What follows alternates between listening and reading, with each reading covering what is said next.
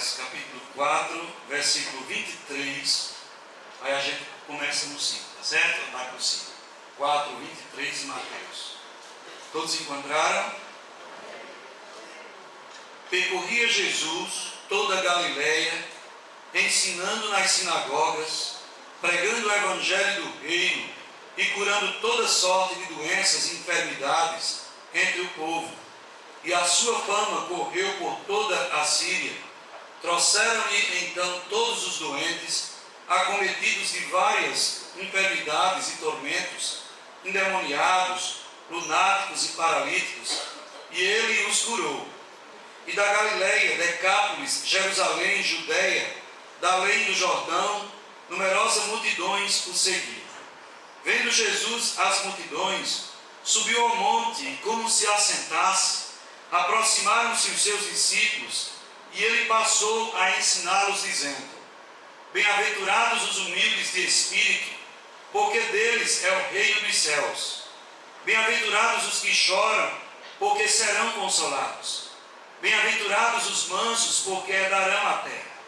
Bem-aventurados os que têm fome e sede de justiça, porque serão fartos.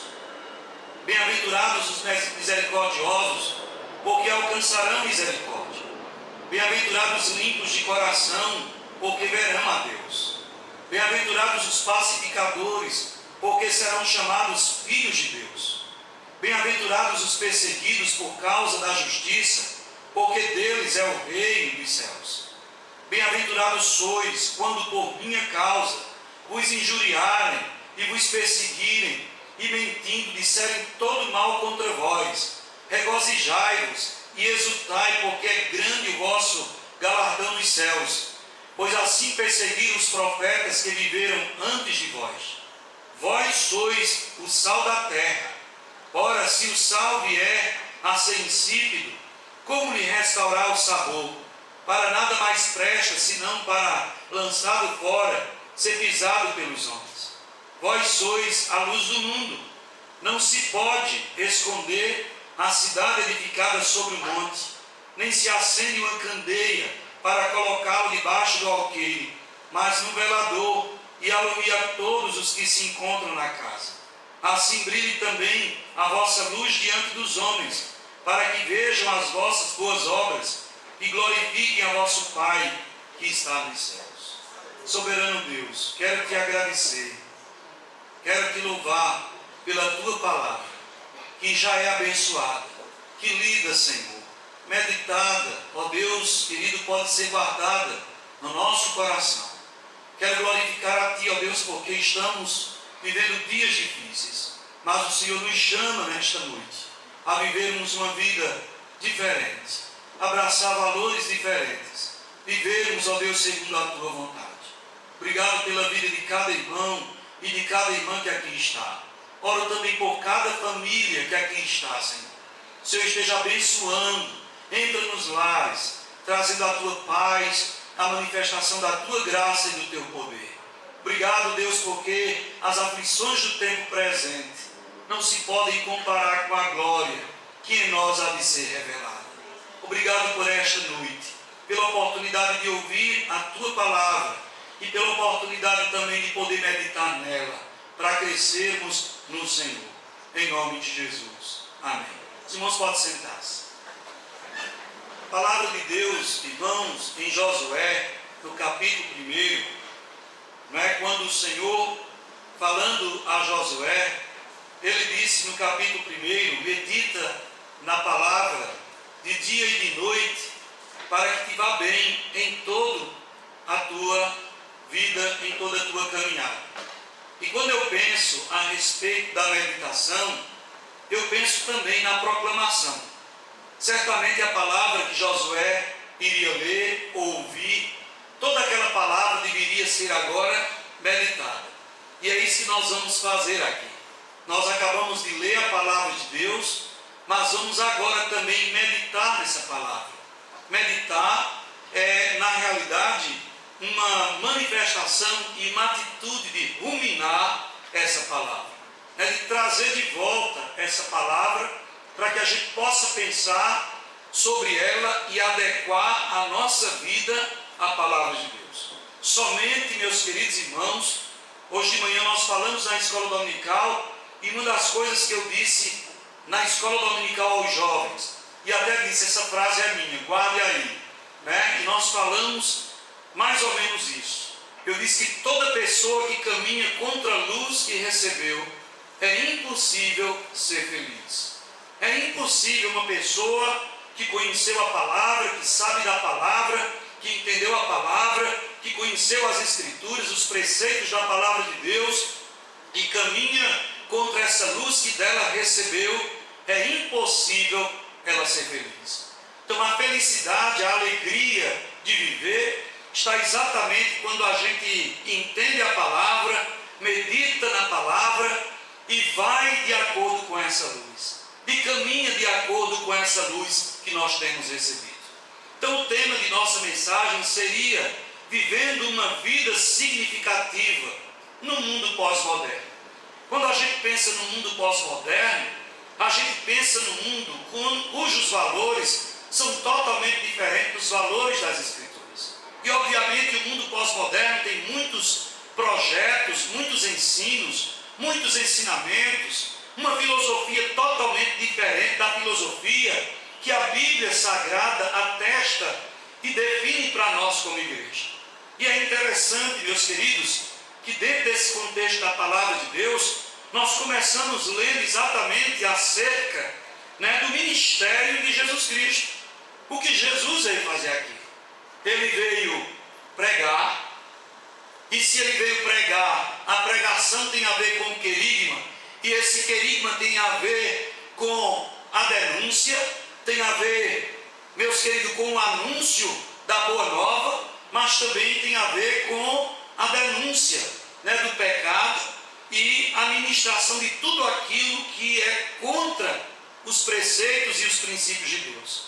Ele veio ensinar e ele veio também servir, porque a Bíblia diz que quando ele pega essas multidões de pessoas doentes, enfermas, lunáticas, endemoniadas, possessas, gente que não sabia discernir a mão direita da esquerda e totalmente perturbado no seu contexto de vida, a Bíblia diz que Jesus Cristo veio para curar, e ele curava estas pessoas, ele ouvia essas pessoas, e elas faziam parte de uma multidão que em algum momento a gente percebe que não tinham nomes, pessoas que não tinham nomes, e em outros momentos também no meio da multidão havia pessoas que tinham nomes, que estavam desesperadas, como aquela mulher, Sírio Finices, que não tinha nome, mas a gente vai ver no meio da multidão também pessoas desesperadas que estavam com seus problemas, com suas dores, como no caso de Jairo, que era um dos principais da sinagoga e que foi procurar o Senhor para curar a sua filha, porque estava desesperado, a sua filha estava enferma à morte. E é interessante, meus queridos, que Jesus obviamente chama os seus discípulos. Nos versículos anteriores a gente vai ver que no meio da multidão também Jesus tem chamado pessoas para segui-lo. Tem aqui a multidão, a gente sabe que a multidão vai caminhando com o Senhor. A multidão, na verdade, ela quer receber os milagres, ela quer receber a intervenção de Jesus, ela quer as bênçãos de Jesus, ela quer, na verdade, o pão serem curadas. Chega um momento também no capítulo 6 de João, em que uma multidão está ali com fome, está no deserto, e a Bíblia diz que Jesus começa a falar àquela multidão, falando a respeito dele como o pão que desceu do céu. E quando Jesus diz que aquele que comer da minha carne nunca mais terá fome, e aquele que beber do meu sangue nunca mais terá sede, a Bíblia diz que muitos daquela multidão começaram a ir embora. Porque eles na verdade não queriam esse compromisso e esse discurso que comprometeria a vida daqueles que faziam parte da multidão. E muitos foram embora, porque não queriam essa responsabilidade, esse compromisso. Aquela multidão queria o pão, aquela multidão queria o fenômeno, aquela multidão queria ver milagres extraordinários acontecendo e queria ver, na verdade, as suas necessidades temporais sendo supridas. Não eram discípulos, não faziam parte do contexto daqueles que estariam aos pés de Jesus, aprendendo com Ele e vivendo para o louvor da sua glória. Eram apenas que estavam interessados nas mãos de Jesus e naquilo que Jesus Cristo podia fazer como um milagre, sem nenhum entendimento e sem nenhum desejo de mudar de vida e de nem viver uma vida relevante e significativa numa sociedade que a gente sabe que vive e que jaz no maligno. Jesus chama os seus discípulos. Quando você olha para o capítulo 1, você percebe que Jesus, ele tem uma atitude. A Bíblia diz que ele como que se assentou. Eu não sei esse gesto, de que maneira ele se assentou, mas certamente ele não se sentou como se sentou no poço de Jacó, quando esperou aquela mulher samaritana que foi buscar água. Ele aqui deve ter se sentado como os mestres, como os rabinos daquela época se sentavam, como quem diz, numa atitude ou num gesto singular de se sentar, como de repente chamar a atenção dos seus discípulos ou dos seus ouvintes, como quem diz, ele agora vai dizer alguma coisa muito séria. Ele chamou os seus discípulos, mas ele chamou para quê? Para que foi que Jesus chamou os seus discípulos? A Bíblia não diz, meus queridos irmãos, que ele ensinou as multidões. É verdade que no capítulo 7, no finalzinho, a multidão estava maravilhada com os ensinos de Jesus, porque ele os ensinava como quem tinha autoridade. Mas na verdade o ensino de Jesus aqui, ele estava direcionado àqueles que Jesus Cristo levantaria para ser sal da terra, luz do mundo, e para ser aqueles que fariam ou que viveriam uma vida significativa neste mundo. Se nós quisermos viver uma vida significativa neste mundo, não é somente participar desta igreja. Se nós queremos viver uma vida relevante nesse contexto de mundo pervertido, perverso, em pecado, envolvido em corrupções, em drogas, em pornografia, em prostituições, em maledicência, em violência, certamente, meus queridos irmãos, nós precisamos abraçar os ensinos e os princípios a que Jesus Cristo chamou os seus discípulos. Os seus discípulos. Se nós quisermos viver uma vida relevante, com significado neste mundo, Jesus dá a receita. Ele diz a receita. Se nós queremos ser sal da terra e luz do mundo, ou seja, se nós queremos viver uma vida significativa e relevante no mundo com valores totalmente distorcidos deste mundo, então ele traz para nós a receita desta vida relevante. Quem quiser ser multidão vai continuar sendo, porque necessidade todo dia nós temos, problemas todo dia nós enfrentamos, lutas todo dia nós temos. Mas se nós queremos ou quisermos viver uma vida com relevância neste mundo, nós precisamos entender qual é a receita que ele deixou para nós.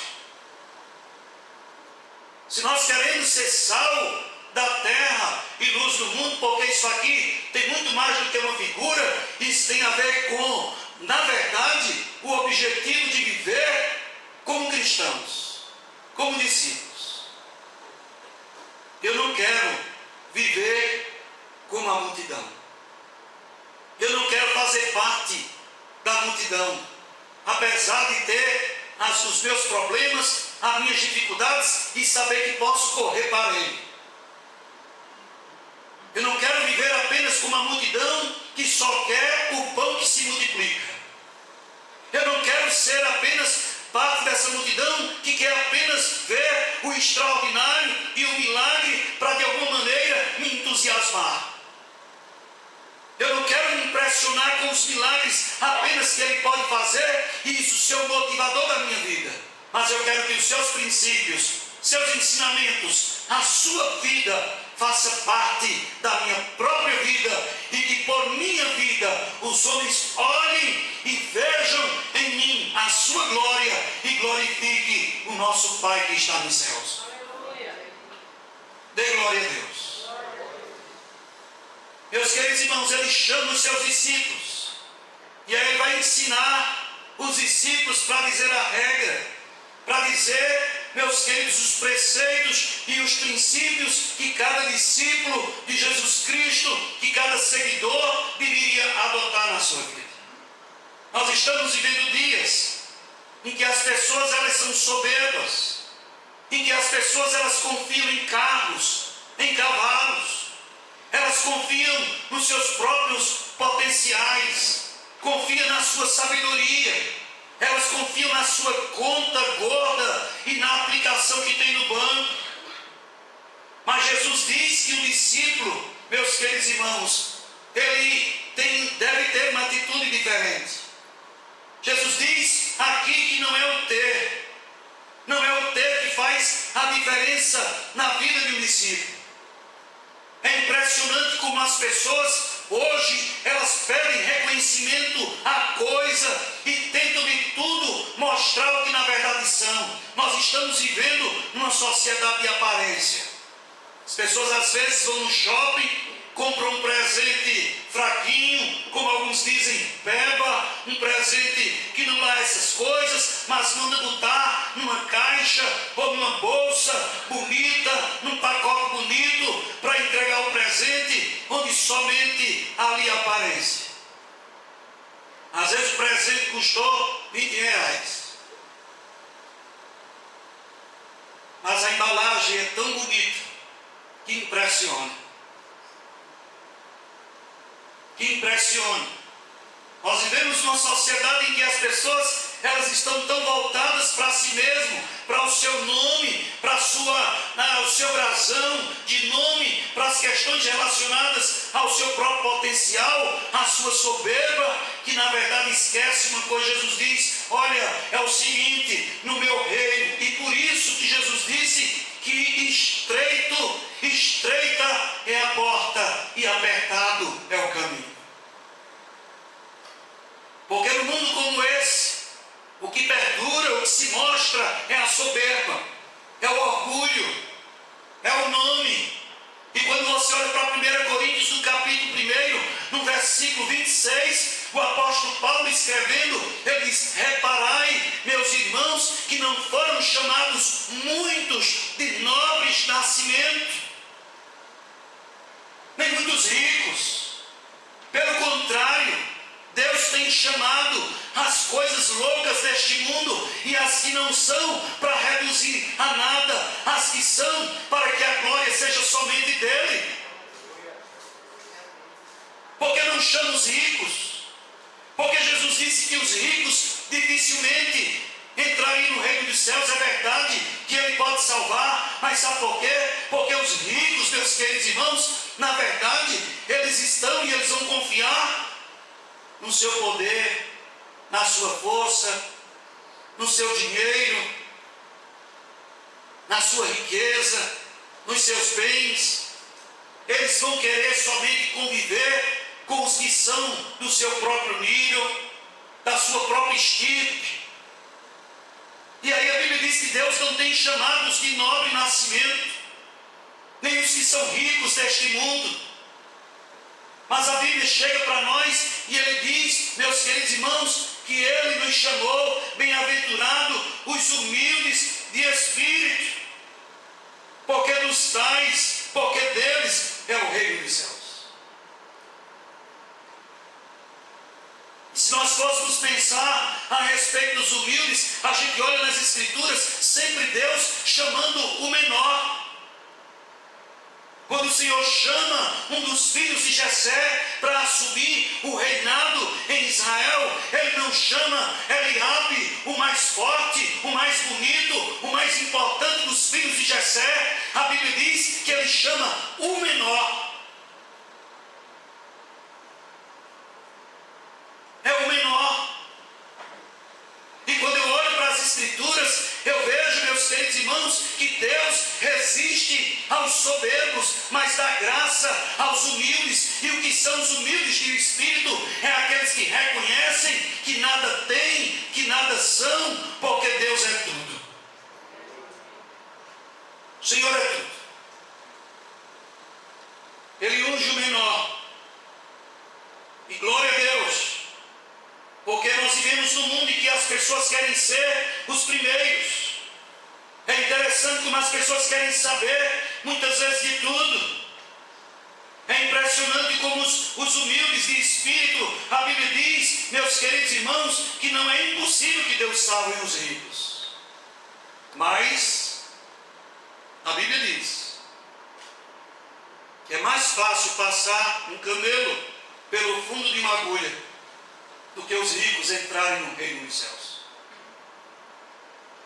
Sabemos que é possível porque Jesus disse que era, mas é difícil.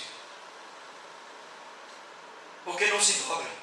Já tivemos aqui experiências de irmãos que pelo fato de ganharem um dinheiro ou ganharem uma soma de dinheiro, davam sua contribuição, o seu dízimo, mas no dia de ganhar uma excelente quantia, uma grande quantia de dinheiro, a primeira coisa que chegar para o administrador é dizer: olha, aqui está a minha contribuição, mas eu quero administrar. Eu digo, realmente, não se pode dar duas bolachas. E glória a Deus, porque o Senhor não dá asa à cobra. Os humildes de espírito são aqueles que dependem de Deus. São aqueles que entendem, meus queridos irmãos, que mesmo diante da dificuldade, quem são os humildes de espírito é mesmo diante da dor, da tristeza, das perdas, é capaz de dizer, como o apóstolo Paulo disse em 2 Coríntios, no capítulo 12, quando o Senhor chega para ele, depois que ele vê o terceiro céu, tem uma experiência, ouvindo coisas inefáveis, e o Senhor chega para ele, e por 3 vezes ele pede ao Senhor que tire o espinho da sua carne, e o Senhor diz: a minha graça te basta. Humilde de espírito é isso. É na dor, é na angústia, é na perda, é na tribulação, é na dificuldade. Você é capaz de dizer: Senhor, a minha graça te basta. Eu posso perder qualquer coisa, eu posso perder qualquer coisa na minha vida, mas eu não posso perder é a tua graça, a minha comunhão contigo, a minha vida na tua presença. Os humildes de espírito, a Bíblia diz que deles é o reino de Deus, dependem de Deus, eles dependem do Senhor. São aqueles simples que não têm fé na fé. Os humildes de espírito, irmãos, não são aqueles que chegam para dizer: olha, eu não tenho dinheiro, eu não tenho bens, eu não tenho nada, mas eu tenho uma grande fé. Não é isso. Esse é o grande. Não é, na verdade, o humilde de espírito. O humilde de espírito é aquele que reconhece que a sua fé é de um tamanho de um grão de mostarda, mas ela é verdadeira, ela tem a sua natureza em Deus mesmo. Pequenininha, miudinha, mas ela é em Deus, ela é na palavra de Deus, ela está envolvida com o Senhor. Então o Senhor diz: olha, você quer ser sal da terra e luz do mundo? Então, meu querido irmão, é estreita a porta, o caminho é estreito e a porta, na verdade, é apertada. Apertada é a porta e estreita é o caminho. É humilde. A humildade, meus queridos irmãos, que faz depender de Deus, que é capaz também de reconhecer que precisa de Deus, que precisa do seu próximo. Muitas vezes nós achamos que não precisamos das pessoas. Já ouvi alguém até dizer: olha, eu não preciso de ninguém. Eu digo: pois eu preciso de todo mundo. Nós precisamos um do outro. Dê glória a Deus. Você quer ser sal da terra? Você quer ser luz do mundo? Você quer viver uma vida significativa no mundo pós-moderno como esse que estamos vivendo? Então, bem-aventurados sejam destes, bem-aventurados os que choram, porque serão consolados. Há muita gente chorando porque, meus queridos irmãos, não tem um sapato novo. Há pessoas que choram porque não tem o iPhone. Há muitas pessoas que estão chorando porque não puderam comprar a roupa de marca. Há muitas pessoas que estão na igreja chorando simplesmente por causa de coisas que não receberam. Nem atinam que estão pedindo, muitas vezes, coisas que nem sabem qual é a natureza delas, porque estamos muitas vezes pedindo a Deus cobra pensando que é peixe e pedra pensando que é pão. E Deus é tão misericordioso que não nos dá. Mas esse choro aqui que a Bíblia diz, meus queridos irmãos, que faz a gente ser sal da terra e luz do mundo, é exatamente a sensibilidade diante dos nossos pecados e diante da dor do nosso próximo e diante de uma cultura perversa que não tem nada a ver com o Senhor. Nós sabemos como Satanás, ele tem trabalhado nas culturas. Hoje na Índia, você chega na Índia, caminha na Índia, e é comum muitas vezes estar conversando e de repente passar no esgoto uma criança, normalmente passando morta ali, como se fosse qualquer coisa, e ninguém dizer nada. Você chegar na China e saber que em determinadas cidades da China, muitas mães colocam veneno na mamadeira para dar às suas filhas, porque é uma desonra ter filha mulher. Mas essa é cultura maldita. E infelizmente eu quero dizer que os discípulos de Jesus, aqueles que querem viver uma vida significativa e relevante desta terra, não podem olhar para situações como essas e ficar sem chorar. Chorar por besteira, chorar pelo cabelo que não pôde pintar, chorar pelo dinheiro que não teve para comer aquela comida saborosa ou restaurante. Há pessoas que choram porque nunca mais teve a oportunidade de ir num restaurante chique e ainda se diz discípulo de Jesus. Com tantas pessoas que estão passando fome, comendo muitas vezes palma nos sertões. Jesus tem nos chamado, meus queridos irmãos, a viver uma vida relevante, mas a vida do discípulo de Jesus olha para isso e chora. A Bíblia diz que esses vão ser consolados. As Escrituras nos chamam a atenção, meus queridos, também para uma mulher que estava ali chorando aos pés de Jesus, lavando os pés de Jesus Cristo e os enxugando com seus próprios cabelos. Agora eu pergunto, lavar os pés de uma pessoa com suas próprias lágrimas, não era pouca água, não eram poucas lágrimas. Os discípulos chegam mesmo até dizer isso em Lucas, no capítulo 7, versículo 38, chegam até dizer, ele nem sabe quem é esta mulher.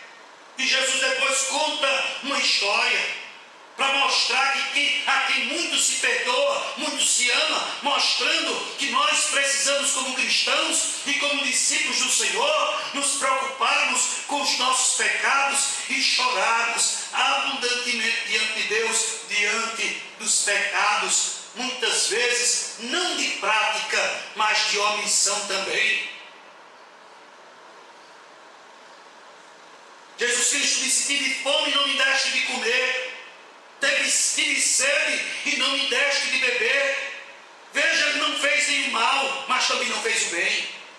E Jesus também vai cobrar destes que muitas vezes, olha, isso aqui é o discipulado, meus queridos irmãos. Ele nos chama a chorar. Não é possível você ligar a sua televisão e ser aculturado e ser envolvido por uma cultura terrível, por uma cultura tenebrosa, de tanta coisa, de tanta morte, tantos pais perdendo seus filhos, de tanta situação que a gente olha de fome, de miséria, de guerra, de rumores de guerra. Camarada que vai e incendeia crianças, E infelizmente, meus queridos irmãos, a gente não tem chorado por isso. E eu quero dizer para você, cuidado. Cuidado para que a luz que há em ti não sejam trevas. Que trevas são essas? Da indiferença. Você não chorar por isso. Se olhar para uma situação dessa e não chorar. Se olhar para toneladas e toneladas de alimento dessa ceasa que são jogados fora e que não chega na mesa de tantas pessoas que estão pobres, que não têm o que comer, comidas que são jogadas fora. E Jesus está dizendo que se nós queremos e que nós fomos chamados, como discípulos, fomos chamados, meus queridos irmãos, para chorarmos, para sermos consolados e não chorar por besteiras, por abobrinhas da nossa vida, que é tão pequeno, que nós temos passado. Diante do que está acontecendo neste mundo. Se é um discípulo ou faz parte da multidão. Se é um discípulo que está seguindo Jesus e quer viver uma vida de relevância, de significado desta terra, ou simplesmente quer ser mais um seguidor, aqui como se estivesse sempre pedindo, me dá, eu quero, me dá, meu Deus, me dá, quando na verdade, Deus está querendo que você se quebrando diante dele, reconheça que até a migalha que porventura você tem recebido vem das mãos dele, e que você também precisa chorar, olhar para os seus pecados e chorar, e olhar pela situação que nós estamos vivendo, jovens sendo ceifados todos os dias, as drogas permeando, a violência permeando, e nós nos tornamos insensíveis. A Bíblia diz em Apocalipse, no capítulo 2, meus queridos irmãos, no versículo 6, falando à igreja de Éfeso, Jesus falando a ela, e chegou a dizer, fazer muitos elogios àquela igreja, mas depois ele disse, eu tenho porém contra ti, que abandonaste o teu primeiro amor. És uma igreja insensível, és uma igreja que não choras, és uma igreja indiferente, que a criancinha passa, que as pessoas passam, que você passa na rua, passa nos canais, passa na ponte e já faz parte do cenário, de um contexto cultural, e que você não tem nada, não faz nada e nem sequer chora por essa situação. Você está se acostumando. Jesus está dizendo, o discípulo, o sal, a luz, ele é bem-aventurado. Esse é o princípio. Tem gente que pensa que porta estreita e caminho apertado é não usar o brinco, não usar a roupa, não usar o perfume, é usar uma burca. Mas você pode ser tão impuro, tão maligno, porque não é amputando um órgão que você remove a impureza. Mesmo que um órgão seja amputado, você pode ainda ter um coração impuro. Ouviram?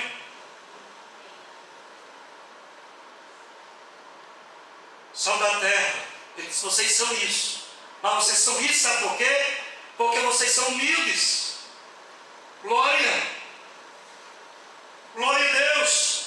Vocês choram por causa das lutas, por causa das crianças, por causa das crianças abandonadas, por conta de crianças que são estão doentes. Vocês choram por conta dos hospitais que estão cheios de pessoas enfermas e que o sistema de saúde de nossa cidade e de nossa nação não os ajuda.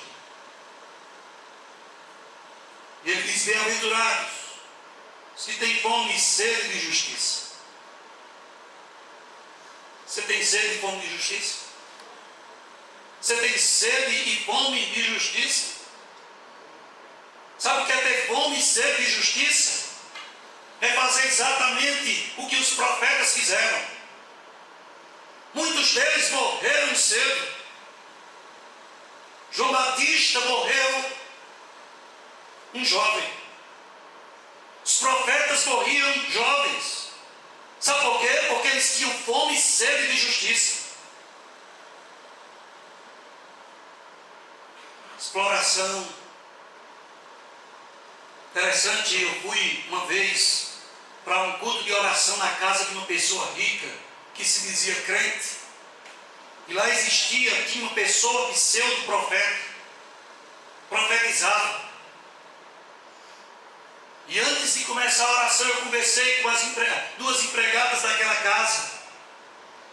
E elas começaram a chorar e a se queixar das dificuldades que estavam enfrentando financeiras. Uma delas tinha um filho que estava doente, salário atrasado, a mulher riquíssima e o salário não tinha sido pago. E ela sofrendo e se queixando tanto da situação que estava vivendo, e a mulher, a dona da casa, sem saber que elas tinham conversado comigo. Depois se chegou, todo mundo começou a orar, e aquela pseudo-profeta também chegou e começou a profetizar e a falar coisas tão maravilhosas, enchendo a bola de quem precisava secar.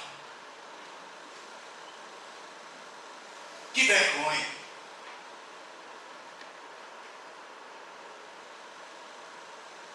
Quando eu olhei para aquilo ali, meus queridos irmãos, me deu uma sede de justiça, me deu uma vontade, e aquela pessoa profetizava, pelo contrário, ao invés de secar aquela bola, encheu mais a bola daquela pessoa, falando tantas coisas maravilhosas que a gente não sabia que aquilo ali era verdadeiro. Esses não são os discípulos de Jesus.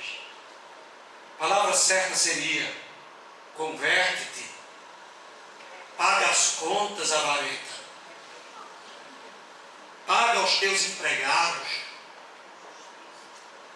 divide os bens que roubasse com os teus, a quem tu defraudaste.